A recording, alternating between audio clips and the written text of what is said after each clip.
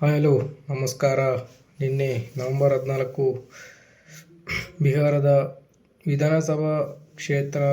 ವಿಧಾನಸಭಾ ಚುನಾವಣೆಯ ಫಲಿತಾಂಶ ಹೊರಬಿದ್ದಿದೆ.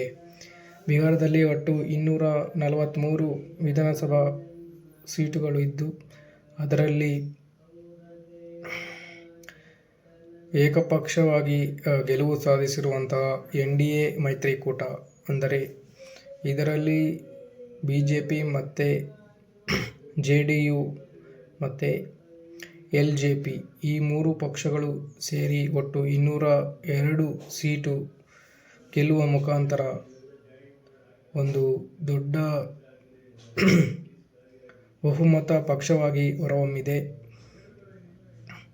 ಇದಕ್ಕೆ ಪೈಪೋಟಿಯಾಗಿ ಮಹಾಗಠಬಂಧನ್ ಮೈತ್ರಿಕೂಟ, ಇದರಲ್ಲಿ ಕಾಂಗ್ರೆಸ್ ಮತ್ತು ಆರ್ಜೆಡಿ ಮತ್ತು ಸಿಪಿಐ ಪಕ್ಷಗಳು ಸೇರಿವೆ.